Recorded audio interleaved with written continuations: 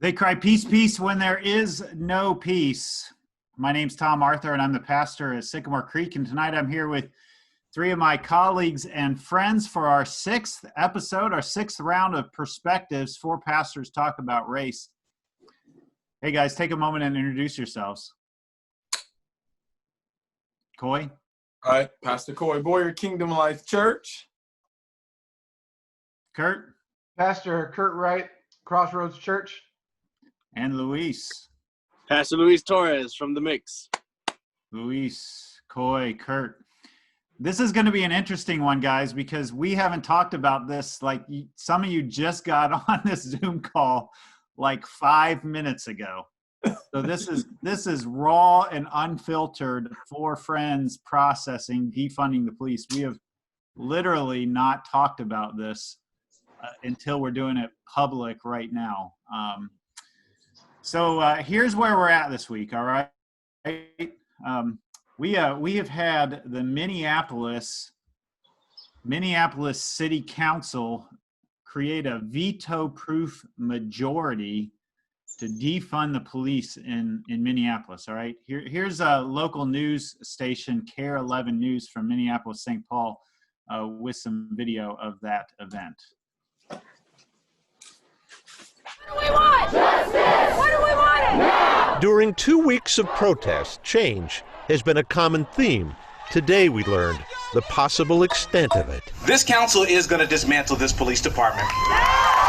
City Council member Jeremiah Ellison is among 9 council members vowing to defund and dismantle the Minneapolis Police Department, a veto-proof majority of the council's 13 members. Our commitment is to end our city's toxic relationship with the Minneapolis Police Department, to end policing as we know it, and to recreate systems of public safety that actually keep us safe.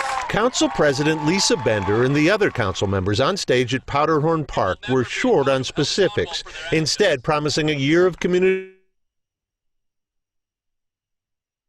input as the council searches for a better way. This is a journey. This ain't gonna happen overnight. This ain't gonna happen tomorrow. We need everybody. We need everybody's voices included. I encourage all of our officers who are still on duty to continue to do your work with compassion, with respect and love. We're going to need every single human to be a part of this project. Put on the spot yesterday during a Defund the Police rally, Mayor Jacob Frey voiced his opposition. I do not support full abolition. All right! This ain't gonna happen overnight. Shouted down and taunted as he This ain't gonna happen tomorrow. We need everybody. This We need afternoon, he said in a everybody's statement, voices I'll work included. relentlessly with Chief Arredondo and alongside community toward deep structural reform and addressing systemic racism in police culture. And we're ready to dig in and enact more community-led public safety strategies on behalf of our city. But I do not support abolishing the... All right, so that's what's going on in Minneapolis. And if we go across the country to Los Angeles, Mayor Eric Garcetti pledged to remove $150 million from the Los Angeles Police Department. Wow. And if we jump back to Lansing, Mayor Andy Schor has promised to sign the 8 Can't Wait Pledge. Now, maybe you aren't familiar with the 8 Can't Wait Pledge, so Koya, can you, I don't know if you can see that on the screen or if you've got the script, but can you read those 8 things for us? Oh, well, research shows more restricted use of force policies can reduce killings by police and save lives. Tell your city to adopt all 8 of these policies. Number 1, ban chokeholds and strangleholds. Number 2, require de-escalation. Number 3, require warning before shooting. Number 4, requires exhaust all alternatives before shooting. 5, duty to intervene. 6, ban shooting at moving vehicles. 7, require use of force continuum. 8, require comprehensive reporting. All right, so that's what Mayor Schor is agreeing to pledge, sign this pledge for these 8 things.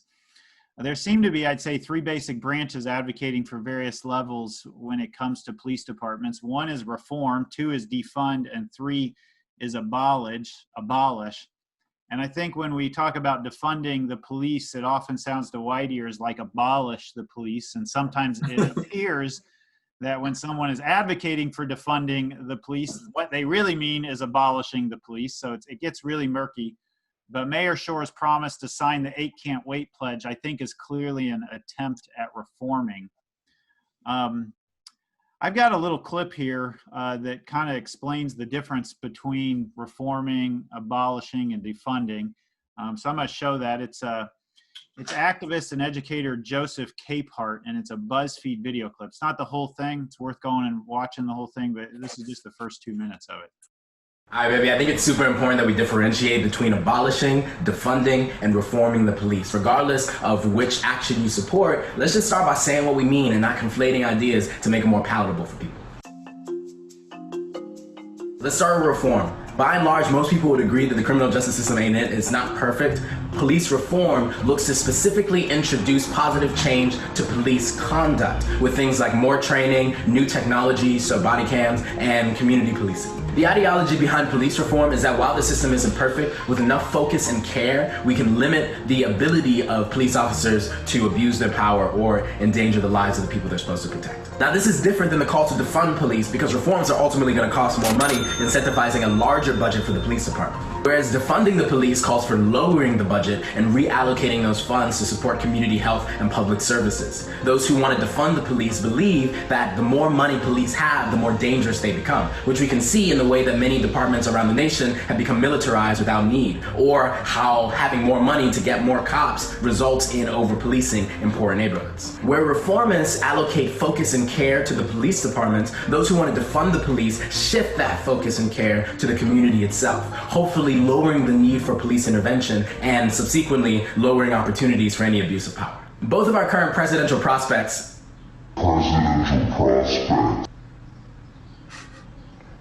oppose the idea of defunding the police, but the movement has found more traction amongst local governance. Now, where defunding and abolishing the police part ways is in their end game. Most abolitionists would agree that the police should be defunded, but only as a means to an end, not as the end in itself. Abolishing the police means rejecting the idea that the police department can be altered or reformed in any meaningful way, even with a slash to the budget. Make sure you check out the work of organizations like Critical Resistance and Reclaim the Block to learn more about what abolitionists call reformist reforms, or reforms that constantly need to be revisited and reformed later on. All right, guys.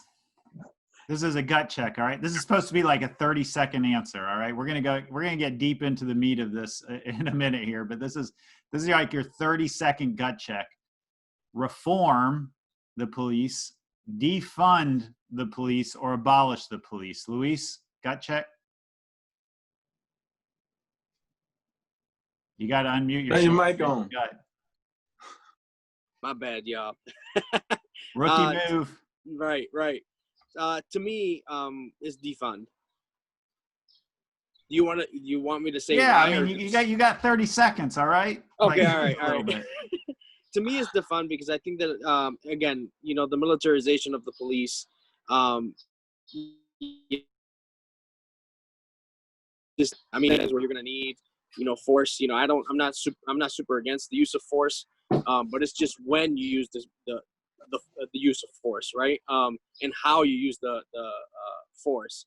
So for me, defunding the police, it would be just creating more programs for, things that police officers don't need to respond to. Like, for example, homelessness, right? We call the cops all the time on the homeless. And I think that's personally one is abuse of power that we use with the police, right? And second is, I just don't, the people that are homeless need, programs. They don't need, a more straight shot to jail for trespassing or whatever. I just think that there needs to be a balance. And I think if we created programs that actually went and addressed the issues instead of the symptom, I think would be better. And those allocations of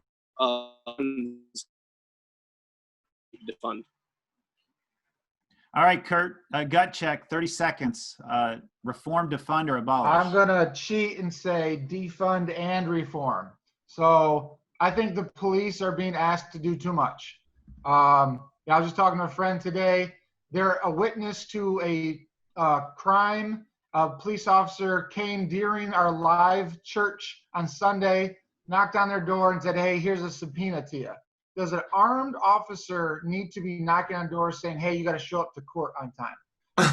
So we got to streamline what are we asking them to do. I think like 5% of calls or something are, I could be totally wrong here, but require force, require physical force. So we gotta reform it with that though. I mean, we can't just defund it and cut 10%. We gotta have strategic ways where we're reforming that funding to go. Cut the military tanks. We don't need those. So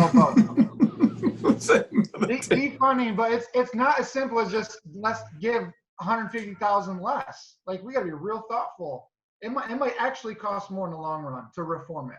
All right, Coy, gut check, 30-second reform. I'm with Kurt. Abolish. I'm with Kurt. I don't think you can really defund or reform. You can't do one without doing the other. So you can defund it because money needs to be reallocated other places anyway, the community programs and other ways in which to service our community, because law enforcement doesn't always need to show up. But the police, they police from a perspective and a vantage point that is ancient, archaic, and old. And I say that because it's systemically racist, and we continue to see that. So officers are trained, I think, in ways to actually continue on with the system that was set up a long time ago. That needs to be reformed. They need to be trained on how to police differently. And I don't mean just watch some video on racism and no. Y'all need to change how you do your job when you actually take somebody into custody and when you actually approach them situations, flat out. Yeah. Chris Rock, black people are always guilty. Shoot. Yeah. That too. Yeah. Chris Rock said it best. You know, there are some professions that can't afford bad apples, right? You can't afford bad apples. You're not going to get in a plane, right, when you know the pilot is a bad apple. You know, like that's what Chris Rock said. You know, you're not going to get on a plane when you know the pilot is a bad apple. You know, some professions just can't afford bad apples. Right. So I'm kind of the flip-flopper here. I think I said a week ago that I was more in that reform camp, and defunding didn't make much sense to me. But the more that I've read into it and studied up on it and understood just how much money we're allocating in our budgets to the police, like I think I was totally ignorant of just how big the police budgets are, and how little like money goes to other things. But so I'm going to say I'm pretty firmly in the defund category. But of course, if you're going to defund it, then you do have to reform whatever's left over. But I'm also sympathetic to the abolish, the abolish idea. And this is why I sort of think we're in a Hunger Games kind of experience. If you are white, you are living in Pan Am, and you're living in District 1, and the whole system is working for you. And if you are a person of color, then you're in one of the other districts, and the system needs to be torn down and totally rebuilt. And what, you know, Pan Am cannot exist anywhere like it, you know. I hope I'm like not going over your guys' heads with this Hunger Games. No, I've seen this here. I know what you're talking about. But, you know, the other 11 districts, the system's not working for them. And if there's not a time when the iron is hot, like, you know, right now is it. Right now is it to dream big and to think about how's Pan Am get totally, like, you know, redone. So, all right, there's my gut check. Listen, well, help me out real quick, but because I think I got it in the video, but I want to be clear. The abolish, that is just totally eliminated. Totally rethinking public safety. Completely. The police don't exist anymore. There's something else entirely there. Wow. So my thought though is someone's going to fill the void. And so I think some kind of force will rise up. So I'm good with, can we in a few years start over entirely and press the restart button? I'm open about that too. I just think about a language of it's so enmeshed. You think of like the court system, the 911 system, you know, it's just so enmeshed in our society. It's just not as easy and as simple as, hey, let's abolish it and start over. Yeah. I'll tell you what, you abolish it, and there's going to be a lot more arbitrary situations out there. It's going to be random citizens shooting people. And I'm not sure that I'm totally comfortable with that either. I think there's been a lot of work. There's a lot more work done in that area than the four of us are familiar with as far as thinking creatively about it. Sure. And I say that in the sense that when I went to seminary at Duke, I studied under Stanley Hauerwas, who's one of the sort of best known pacifist theologians of the day.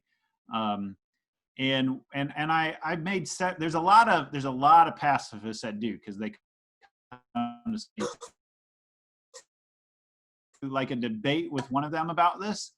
Their imaginations have worked considerably further down the road of what public safety would look like in a way that, like, I just accept that this is the way it had to be. And so my theological and biblical engagement worked inside the system, but they were like, because of their tradition, the Anabaptist tradition of being forced to recant their beliefs in Europe at the edge of sword point, that's the ancient gun, as you know. You know, renounce your beliefs or we cut your head off. And they didn't want that to be part of the government at all. And so they've had 400 years of thinking about this, and I'm just not as familiar with it. So that's why I say I'm open to it. I'm open to that conversation, but I don't have specific solutions myself. Yeah, I would be open to it if there was something clear, right? A plan clear. But just to say abolish the police just to, without any information that's really public, because that's the truth. Right now, we're non-experts on this, right? None of us are experts on this particularly. And this is what the average American is listening to, right? When it comes to Facebook or the news or whatever, right? There needs to be a more vocal plan. If you're going to go that route of abolishing the police, we still need public safety. Like, at the end of the day, we still need public safety. The people of color are just saying, we just don't feel safe with the police right now. Like, this public safety needs to happen for all of us, right? Not just a group of people, like you said, the PNM and stuff. But what I'm saying is, like, I think and maybe they are more vocal about it. I haven't really looked into it, but there needs to be a plan. If you're going to go radical, I would consider abolishing, more in the radical side. It is a radical move, right? To be able to dismantle the whole thing and rebuild the whole thing. But I think that people need to be a little bit more verbal on what the actual plan will be, if that's the case. The rest of that that BuzzFeed video, I just cut it off at 2 minutes in, but the other 4 minutes is when he goes into, like, the history of thought around what it means to abolish an abolitionist movement when it comes to the police. And it's not super deep in the sense, I mean, it's only a 6-minute BuzzFeed video. Like, this is right. I just wanted to get those three categories and show you all a video that describes those three categories for us to have structure to talk inside of. But Luis, I think you're right in the sense that we have to admit, none of us have PhDs. Well, actually, Kurt does have some education in criminal justice, don't you? You're like the most expert of us. I never thought I would use it, and now I have. Awesome. But the rest of us, like, our specialty, our expertise is the Bible, theology, Christian history, like how to run a volunteer organization. And so I think we're at our best when we're responding, like, in those veins to kind of what's going on. So let's go deeper into this, because there is a continuum here within the Christian tradition about, like, what role violence or capital punishment or the use of, again, in the Christian tradition, it's often called, like, the use of the sword. Martin Luther, not Martin Luther King Jr., but Martin Luther, the monk, part of the Protestant Reformation, would talk about, like, the use of the sword. And that was a huge part of the Protestant Reformation, is what role the church and Christianity played in enforcing it. So I'm curious, each of you, and again, this isn't something that we've ever talked about. Like, so everybody's getting us talking about this live. Like, we haven't even talked about this privately. Right. Well, it's new. What role? It's new to us. Yeah. What role should the use of violence or deadly force play in the state from a Christian perspective? Who wants to start with that one? It's a nice light conversation. All right. Yeah, you're right about that. You said say that again. What role should the use of violence or deadly force play in the state from a Christian perspective? I'll take a stab at it. All right. So my thought is I don't like capital punishment. And the reason being is it is absolutely bias and prejudice. So we know just data, like more people of color have been put to death than, percentage-wise than white people, and for lesser things. I mean, a 14-year-old black boy was in the 40s, 1944, was put to death. I mean, that's enough to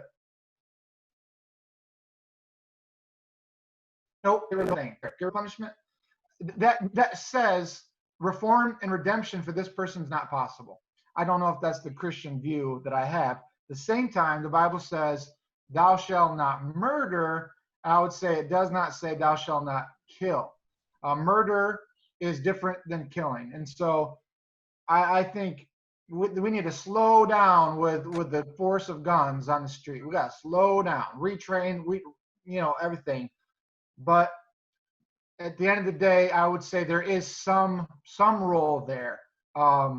You would hate for I'll just leave it at that. There's some place for safety. So Kurt, you think that there is some place within the Christian tradition or Christian sort of discipleship to use a gun on somebody else, whether you're.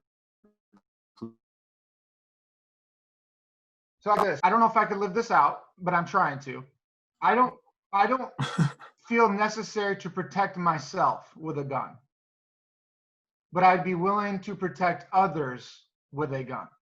And I think that's consistent with Scripture. Okay. I don't think it's wise or prudent to let someone kill 100 kids at a school and be like, hey, I'm going to go tackle this dude. I'm going to go tackle him. All right, maybe you might make it to him. So that's where I'm at. It's a tough one. Boy, what do you think? Well, I do believe in capital punishment. I do believe it's biblical. I don't mind it being exercised because if you take a life, then the state has a right to life for life. I don't think that it is wise for the Christian to exercise revenge with regards to taking someone's life. Yeah. If I'm protecting my wife and my children, and in the process I kill you, and that was never my intent, I'm okay with that because I was in protect mode, not trying to kill you and somehow you die. I'm fine with that. But I believe in capital punishment. I'm okay with it. Like Kurt has expressed, and it is true, because we have systemic racism within our judicial system, people are experiencing capital punishment or death row that don't really deserve it, who are falsely accused at times. That needs to be reformed, but I'm perfectly fine with capital punishment being practiced. I don't think the church practices it, but I do think that the state can practice it. So let me be clear here. I really wasn't trying to go down the capital punishment road here. I was really trying to get at, like, if you're a Christian, can you join the police force and wield a gun? Like, absolutely. How do you understand that biblically and theologically? Absolutely. You can be a Christian and be a part of the police force, be in the military, and when it is your job and in the line of duty or in the line of your responsibilities, there are set codes and things that you must carry out and do. No problem. I have no problem. Actually, at one point in time, I tried to be a cop when I was in Dallas. And one of the biggest concerns of those closest to me was, could you really shoot somebody? I just don't think you put. If it's my job, I will pull that trigger in a heartbeat. Bottom line, I have no problem with that. And if I know I was doing my job and I wasn't trying to like abuse my power, but something, I can be perfectly fine with that. I don't know. I don't even feel bad about saying that. So absolutely, I think you can be a cop and be a Christian. Hell, you can be a pastor and be a cop. And yes, wield the gun. Mm-hmm. Luis, but, how about you? Let me say this. I'm sorry, one more thing. I don't own a gun though. Because the profession in which I do or am in, pastor, the Lord protects me. I don't carry a gun. Luis, how about you? How do you understand the use of violence or the use of deadly force as a Christian? Yeah, so I differ quite a bit with Coy. We got the perspectives going on tonight. Yeah. I don't think it's I don't think it's a bad thing being a police officer and being a Christian, right? As long as you do things with integrity, and as long as you're, you know, most police officers that I've spoken to have never even fired their gun, you know, you know, that they don't even need to, you know, unless the situation's, you know, what we've seen is a failure of a structure. And I think that goes when it comes to violence. It's kind of tricky because we live in a violent world, and I think that it's part of our fallen world, right? I think it's because of sin. Right now, a country that doesn't mess with anybody is Costa Rica, for example. Costa Rica does not mess with anybody. You don't see them in any wars. You don't see them in anything. You know why? Because they don't have a military. It's the only country in the world that doesn't have a military. You know, they're pretty prosperous. They're not in extreme poverty. They don't mess with nobody, and nobody messes with them, and nobody tries to invade them, and nobody has tried to invade them, I guess. You know, so what I'm saying is that, like, when you have to use a lot of violence, which this one of the things that our country's known for, it's because we're defensive. You know, I think that violence is a reaction to defensiveness. And if you look at, you know, the reason why our system is so racist, it's because we have made the black man fearful. Like, not fearful, but we fear the black man. You know, in this time, why did they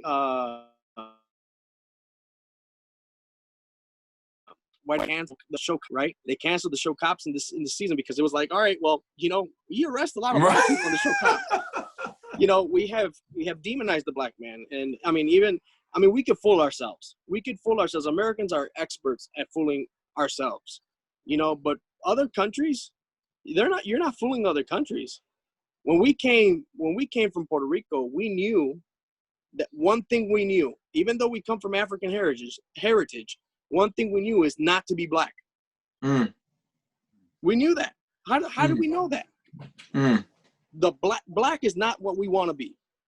You know, that is not who we want to hang out with. That is not the school I want to put my kid in. Right? We know that stuff. I mean, even I've heard Africans from Africa not wanting to be associated with black in America. Going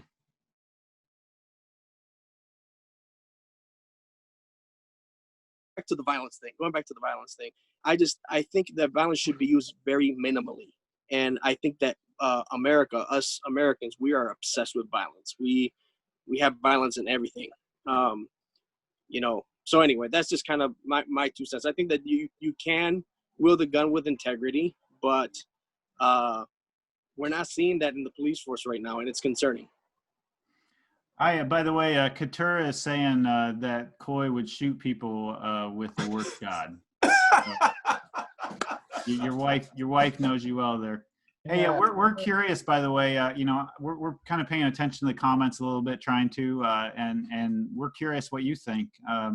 So feel free to write in the comments there whether you think that, you know, what's your biblical and theological or your church's tradition on whether a Christian can use deadly force, whether as a police officer or otherwise. Tom, one last thing. When it came to capital punishment, I know that's not the route that we wanted to take, but I just want us to consider, and the audience to consider, that 1 out of every 9 person on death row is proven innocent after the fact. That should concern us. Yeah. You know, our system is not perfect, and capital punishment is not perfect. So that's just something to consider. Far from it perfect. Yeah. Like not even in the ballpark. Right. I'm, you know, I lean very much towards the pacifist, nonviolent resistance side of this. I don't like the word pacifist because it makes it sound like you're passive. And I don't, my Mennonite friends, my Anabaptist friends from seminary, they were some of the bravest and most actively engaged. They were the ones like who were doing civil disobedience and being arrested to protest the death penalty in North Carolina, which still participates in that. There was nothing passive about them. I think the reason that I lean in that direction a little bit, or lean that direction fairly heavily, is that the apex of the Christian tradition is not found in the Old Testament. It's found in the Son of God, who instead of leading a violent uprising, died himself, took on his own death for the redemption of every human being that ever lived, ever, will live. And that is the model. Like that's what I'm aiming for. And where I get sort of tripped up a little bit, I'll say, is I don't know how to apply that to non-Christians in the state. I get really confused with that. But from a Christian perspective, the self-sacrificial death. Now I'm saying this, right? And it's easy to say it. Right. And what I would do in any given moment, and what my sort of like fight, flight, or freeze would do. And it takes a lot of training. Like when my friends who do civil disobedience, when they practice active nonviolent resistance without fighting back, because it takes training to do that, to be hit and to not hit back. And so when I think about the very earliest Christian tradition, one of the key texts that comes up is the apostolic tradition. And it's a book that almost made it into the Bible, but it didn't. And in the apostolic tradition, this is like 2nd century Christianity, it's a reflection on following Jesus. They were saying that their suggestion, if you were in the Roman military, they wanted you to, if you're going to follow Jesus, then to find a position in the military, which of course the military was the sort of police of that day. They wanted you to find a position where you didn't have to wield a sword. And they said that if you are not in the military, the apostolic tradition says, then don't join the military. And so the very earliest Christians were applying that ethic of Jesus' self-sacrificial death to this sort of engagement. And again, I'm not an expert on this. And so I don't know how to apply this to the state. I'd love to like have a Mennonite on who has thought more deeply about this, or a Quaker or something like that. But I lean in that direction. If I was a police officer, I feel like I would need to find a role where I did not carry a gun, and that maybe there was a place again. So this is going to lead into, Kurt asked a really good question. We were going to build safety from a Christian perspective. What would that look like? So Kurt, you asked the question. You're the one with the criminal justice. You actually have a degree in it. What do you think? Like, take a stab at, well, no pun intended. Yeah. Right. When I think of worldview, I think of, God created all good, it all fell, and now, but there's this redemption, and eventually this consummation when God will make it all.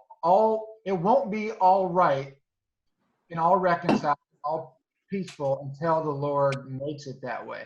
But we have this mission now of, in everything we say and do, to be about redemption. And we have the ministry of reconciliation. And so how that plays itself out in the criminal justice, it's just not.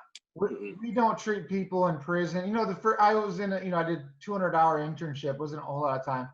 The first thing you do when you go to jail is you get naked and you spread them. And I mean, I don't know how else to search people, but when I was like 20 years old and I saw this for the first time, I'm like, man, this just seems so demeaning. They put you in these raggedy clothes. They give you one blanket, one pillow. It's like, I know they're criminals, but man, like, what about their dignity? What about their redemption?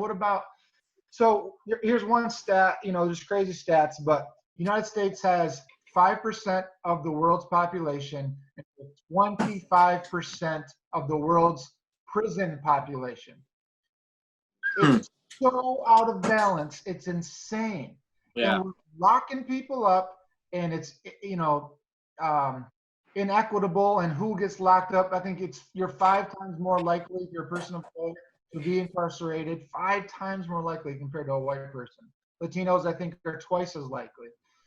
So that just it's not equitable, that's for sure. And I think if, Germany has done incredible things. I think maybe we've mentioned that on this call. There's a 60-minute special on it where, treat mass murderers just like neighbors. And I think that's what we're called to do. We're not supposed to label people to be like, oh, like we were talking about this last week. The heroes of our faith were killers and things like redemption, man. Uh-oh. They were rapists, right? Yeah. So not to be caught.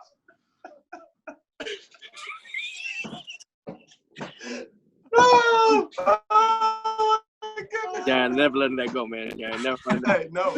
You're never living that down, Luis. No, you called David a rapist. But those of you who just tuning in, Pastor Luis from the mix called David a rapist. Hey, we can have a conversation on rapists later. I don't think that was the most controversial thing he said. He called him a serial killer. He called him a serial killer too. He's a serial killer.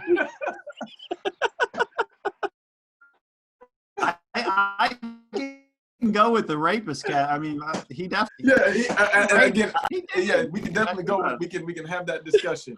But yeah, he called him a serial killer. Oh goodness. All right. Okay, so let me throw something in here because for me, I think we're talking about a system that is broken, and we're taking a broken system and trying to explain why, from a biblical context, it should be done differently. And those are two separate issues for me. So in a broken system, I don't care what, in a broken system, whatever standard or whatever foundation or base you use as this is what we're going to do, the system is broken. It doesn't mean that the biblical approach should be different because the system is broken. Biblical approach is biblical approach. Whether the system is broken or not, this is the biblical approach. And as we try to apply it, we sometimes miss the mark. So I'll give you an example. I would love to stand up on Sunday morning and tell all of my people, don't drink. It's a sin. Why? Because of what it often leads to. Like, I would love to say that. In fact, I personally don't drink because of what it could lead to. And I just don't want to take that risk of one day getting drunk or come into contact with somebody who has had an issue with it. And then they see me as a pastor doing it and think, well, it must be okay. And I don't want nobody else to stumble, basically. But when people ask me about drinking in my church, outside of the church, I say, hey, the Bible says drink and don't get drunk. That's the command. That is the biblical I'm not going to get into, it was grape juice or the alcohol wasn't as strong back then.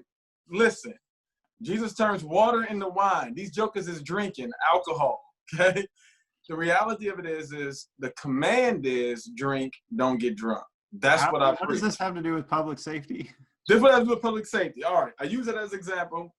I still got like 15 seconds left. I use it as an example because when we talk about what does the Bible say about capital punishment, what does the Bible say about law or the state's responsibility to enforce the law, whether it's taking a life, putting somebody in jail, like whatever the state sets up as their place of, prison, jail, I personally think that, yeah, the system is broken. And so there are a lot of people in the system that shouldn't be there.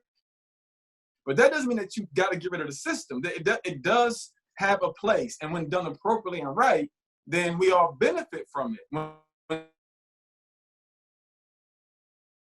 abused, then we benefit from it. So my point just being, I think we're highlighting two things. If we're going to talk about if the system is broken, great. We can talk about that. But to say, well, what is the biblical response or what does the Bible say about it? And then as we say what the Bible says about it, oh, but the system is broken, so it can't be done that way. No. I get the system is broken, but this is what the Bible says we are supposed to do or how we should respond. That's different than the system is broken, so we can't do what the Bible says. Hopefully that makes sense. Luis, how would you think about building public safety? I don't know whether that made sense or not, but I'm just going because that's my job. I mean, and again, this is hard because one, I'm not an expert in this, so anything I say is just an opinion, right? Yeah, when it comes to public safety, we talk about the system that's broken, and then how do you reconcile both, right?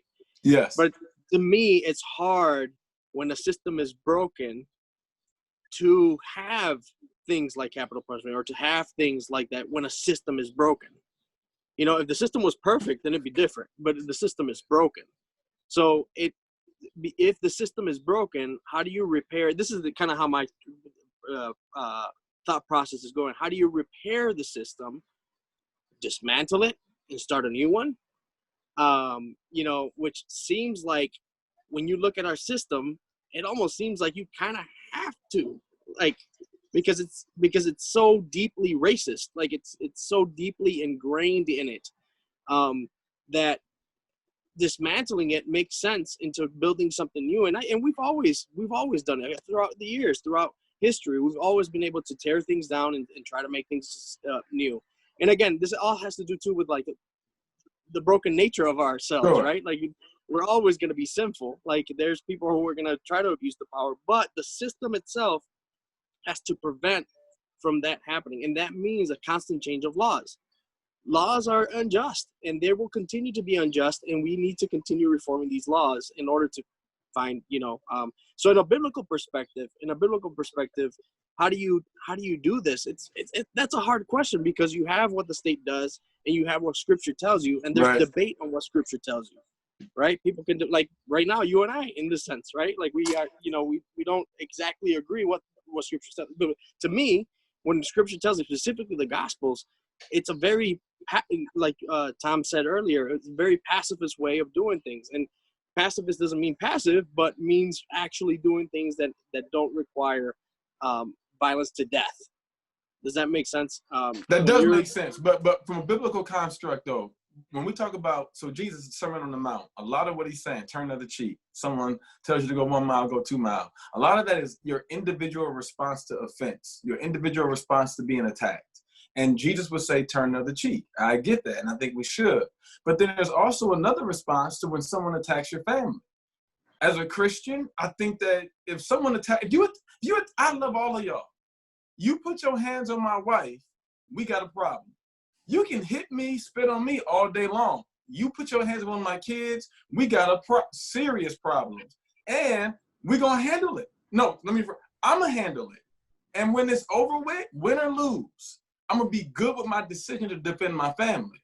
So I see that within the biblical construct. In the Bible, it talks about New Testament, Romans, 1 Peter. Government has a way in which they function, because government is really outside of church at this point in Israel, or in our Christian, from our Christian vantage point in the New Testament. Israel is not its own nation. It's not a theocracy. God is not the one making the laws. So even in the Old Testament, God creates a theocracy. He tells them how to function in a sinful world. And guess what? Capital punishment exists.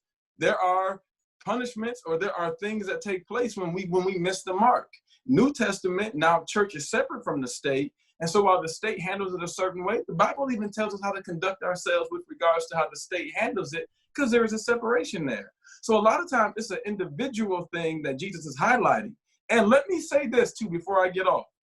You are right. The Savior goes to the cross faithfully, humbly, being humiliated. And he willingly does this because of the love for us and, of course, the entire world.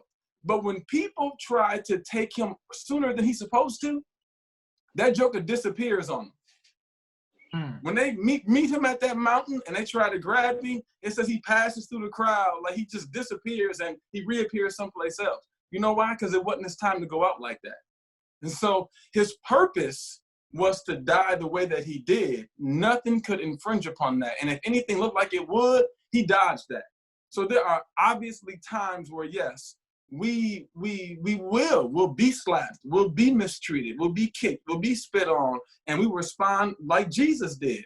But there are also times where, you know, we do function in a society where when something is wrong, we try to set it right when we can. So I just think that, yes, the system is broken. When I look at a biblical construct, it seems to have a way for us to exist not only with personal responsibility, but within a society where there seems to be this governing body that is also policing, protecting, or governing us, that we have a responsibility. I think what people are seeing here is perhaps one of the more authentic episodes we've had, because there really is a variety within four of us on how we think about how a faithful follower of Jesus engages society and culture and so on, and the state. Sure. And and we're having a respectful, loving conversation with each other, even though this is like a really big deal. Do you take somebody's life or not? You know, that's a heavy topic, and it is. If I could have more conversations like this with three people who maybe have different views than me, the world would be a lot better.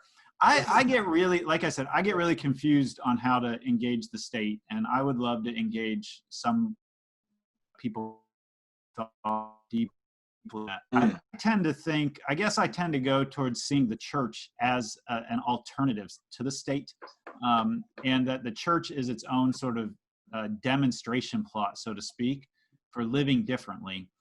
And I have a hard time with, well, look, here we got, all right. I'm a real father. That's a daddy break right there. Daddy break right in the middle of my like right. Right? Like getting ready to get my like nail my point down, and my kids come in and I got to kiss them. That's important. So there's this thing that's happened in my neighborhood, and it's really clear to me what's not right about it and what like it means to faithfully follow Jesus. We have had this weird experience. Right now, I live in Holt, in the suburb, in like a suburban division, and we've had somebody stealing light bulbs from garage door fixtures, like from several houses. They just and this is sort of going crazy on our Facebook page. Like, who's doing this? Well, one of our neighbors saw the woman who was doing this, and it was in broad daylight, is what this neighbor wrote. And they said that their husband saw him, this woman, and their response was, we need to call the police because they walked back over to the trailer park. There's a trailer park across the street. By the way, the trailer park was probably here before the subdivision was here. And my wife and I and several members of our neighborhood have been having a conversation about an alternative response to calling the police on a woman who is clearly has some sort of problem that is not particularly aggressive or harmful to anybody. She's stealing light bulbs. I mean, this is probably a mental health problem, right? And I said, as a pastor, if your husband shows me where she lives over in the trailer park, as a pastor, I will go talk with her. I've had this situation. We had somebody in our church stealing lanyards. Like, they would leave the name tag and take all the lanyards. And it turned out to be, it was a mental health issue. And when we talked to the family, when we found out what was going on, the family's still part of our church, and it was gentle and kind and loving. And this neighbor wouldn't allow me as a pastor, wouldn't even give me the information to go do this because the police wouldn't like it that I was getting involved. And so I'm a pastor. There's another woman who's our neighbor who's a social worker. Like, we have the chops to go have this conversation with this person. Right. And so then the policeman who goes through our neighborhood was going through the neighborhood, and her husband talked to him, and the policeman said, "Oh, I think I know who this is. She actually doesn't live in the trailer park. She lives in your neighborhood, and it is a mental health issue." And I just thought there's got to be a better way for us to be neighbors, especially as Christians. And it's probably much closer to Matthew 18. Sure. When my neighbor does something against me, I don't call 911. I pick up the phone and I go walk over to them. Now, if the neighbor is waving a shotgun in my face, it gets sort of dodgy there, like Coy was saying. And Martin Luther King Jr., who is active nonviolent resistor, also said we can't be lack courage either. Like, we can't be cowards. Right. Right. But apparently, he didn't own a gun in the midst of everything that he did either. Right. So I think about at times like the prophetic tradition where the prophetic family gets pulled in. I want to say it was Amos who named his kids Ami and Lo Ami, which is my people and not my people. I mean, Coy had. I think that was Hosea. Hosea, yeah, it's Hosea. You're right. It's Hosea. My people and not my people. I mean, the family gets pulled into the prophetic voice in a way that impacts the whole family at times. At least there's a biblical tradition of that. So again, I'm confused about how to work with it on 8. I know it's not called the police. It's go talk. But I would agree with that though. I think that in situations like that, when you can address it head on, because it's not that serious. She's still on light bulbs. Even if it wasn't a mental health issue, they just still on light bulbs. Let's go find out, investigate. Maybe we need to buy you some light bulbs. Yeah. I mean, could be an easy fix. So I'm not calling the police for that either. But here's the problem, Coy, is that it is so deeply ingrained in our culture that you call the police that my neighbor thought that was the appropriate response. Like, yeah. Does your neighbor love Jesus? I don't know. I don't know. So see, if your neighbor loves Jesus, you can have that conversation and you can say, let's talk about this from a Christocentric, bibliocentric, neighborly love type thing. I was trying not to shoot my neighbors with a gospel gun on.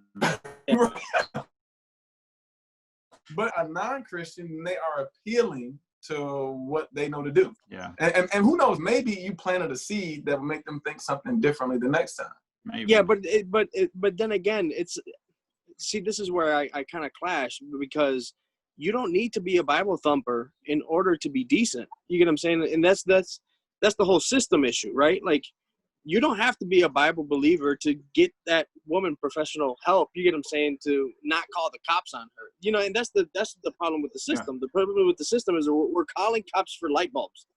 You know, and that's the system. You get what I'm saying? The system is it's overworking police officers. It really is. The system is overworking police officers on petty things that can be dealt with the neighborhood. You get what I'm saying? Non-violently. When you call a police officer, the police officer has the authority to use violence. You know what I'm saying? And that's the thing, you know, and I mean, we've experienced that. We've experienced that with the killings, you know, reaching for my wallet. Oh my gosh, he's got a gun. Pow, pow, pow. You know what I'm saying? Or like, you know, saying, oh, well, he's running. His back must have a gun. So we're going to see his back. So I can imagine a world where you call 911 and the 911 operators, there are trained people that are in your subdivision. I'm going to call them and they're going to come over to your house and talk to you about the appropriate response to your neighbor who's stealing light bulb. Right. Like, I can imagine a world where there are like subdivision moderators who respond to somebody. They don't have guns. They don't have uniforms. They don't have cars. They're just good, decent human people of goodwill, Christian or otherwise. Well, I give you that. You don't have to be a Christian and be just a decent person, or to appreciate, I won't say respect, but appreciate the kind of neighborly response. But what I am saying is, as Christians, I think we lean there first because it is a part of the book in which is our foundation. So, but the issue is we're not doing that. I see. Well, no, he tried to do it. He did. He tried to do it. He tried. Yeah, but I know a lot of Christians, man, that are wanting to use their guns on. Well, that's true. What I'm saying? Like, that's what true. I'm saying. What I'm saying is, I don't think that's the natural reaction of the American Christian. One of our listeners on Facebook raises a really good point, and this is kind of what I was getting at. Somebody says people would rather have somebody else confront this person. Right. And I think that is where it comes down to. Like, we don't have like the training or the courage or whatever. But that's again where I think I can imagine a world where you can call 911 and they say, here are the 2 people in your neighborhood who are trained to like respond. Well, listen, but you're right. Okay, so good point. People don't always want to confront someone else. I get that. But you weren't asking your neighbor to confront. You were saying, I would go. You would do the confronting, which is, so at that point, you're saying, I'm going to take this responsibility upon myself, good, bad, or indifferent, how it turns out, because I want to go this way first. And so now we come back to what Luis kind of said, and that is, you know, people would rather, even as Christians, would rather sometimes use their guns. And I do have a problem with Christians who would shoot somebody over their TV. Right, absolutely. That's ridiculous. Like, somebody breaking your house, their life is more valuable than anything you got in your house as far as material things. I am not shooting somebody over my wallet, money, my TV, or you can have it. That's why I got insurance. They've never seen Les Miserables. I mean, you're supposed to give them the candlesticks as well, right? I tell my church all the time, the Bible says if someone steals your cloak, give me a tunic also. So if they steal your TV, you run them down and say, hey, bruh, you forgot the remote. There you go. I love that, because that's the countercultural gospel. Right, right. And that's I think, like, so I'm going to try to pull this back, because we're like coming up on an hour, all right? Pull it back to the police and defunding the police. And I think you just presented a very countercultural way of thinking and being in the world, especially for people who are followers of Jesus. And I just wonder whether we couldn't apply that same sort of creative countercultural thinking to public safety. And I think that's somewhere in defunding, I don't know, somewhere in there. That's where I'm landing at the end of this. I've been talking a whole lot. You know what? I will share this with you all, because I've talked a lot. Sorry, guys. Sorry, not sorry. That's what Beyonce said. All right. Anyway, I was talking to an officer one time, and he was trying to convince me because of hardened criminals. And I'm like, this is like the county jail. I mean, these are regular people, and they know me because I've been out here to preach before. So when they saw me, they were like, hello, and I said hello back. And so as the cop was trying to convince me that they were hardened criminals, I need to be careful. He said, listen, these guys may hurt you, or they may, do something to harm you. I said, listen, officer, the reality of it is when I decided to accept my call to ministry, I accepted this lifestyle that says I was going to love, care for, show compassion, and at times put my life on the line for the sake of sharing the gospel and communicating the love of Jesus. When I get up every morning, because I recognize that I've accepted this call, if it costs me my life, I'm good with that. Now, I don't want it to cost me my life. Like, I don't want to not come home today, but I'm not living my life like I got to get home. I'm living my life like I'm living for the Lord who has called me to this work. And I probably believe this. And another officer later, I said, if the police motto is serve and protect, the question is, who are you serving and protecting? Right. Because if we're training you want to go home tonight, then you're not there to serve and protect the citizen. You're there to serve and protect yourself. Because you train point of, if you're going to be an officer, you are putting your life on the line. But your job is to make sure that citizen gets home safe. That's your first priority. And that's a hard concept for people to accept or even to appreciate. But I think it comes back to that biblical perspective of my life does not belong to me, it belongs to the Lord. If I'm going to get into a service like this, ministry, police officer, then I'm putting my life on the line. And I got to be good with that. Otherwise, don't do it. Right. So I think we should train police that way. Train from the perspective, your job is to get somebody home, not, oh, you got to get home. All right, friends, this is the 6th episode of Perspectives. And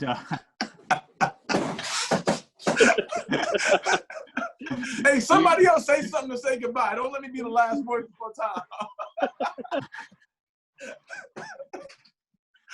No, this is why I love us. I love listening to Coy talk. Yeah. This is why I love us, because we are able to have, and this is something that I would like the audience to really pay attention to, is that we're able to have honest conversations respectfully and lovingly, because these are my brothers and I love them. We are together. We are one. And I just encourage for people that are listening to, have these conversations in person, not so much in Facebook or social media. Grab 2 or 3 people, that you love, that you care for, that think differently than you, and sit around a table, and talk about these things. So these are important. And I think that's how we're going to continue seeking change. And just to make it clear, like, doing this on Facebook Live is not the first time we've been doing this. We've been doing this since 2017. We all have gone through the same congregations organizing for racial reconciliation training. We've been attending caucuses where we're looking at sort of the racism inside of us. And I think we want you to be part of that movement as well. So you're probably watching this video through the Congregation's Organizing for Racial Reconciliation in Lansing's Facebook page. Please join that group. And we do anti-racism trainings twice a year. You have to be, that's sort of the door into the movement. And that's a place where you can have these kind of conversations with a shared language in love and grace, in gentleness and kindness, but also with passion and excitement. When we Yeah. You really have seen 4 perspectives tonight. Get involved in that conversation in the long haul.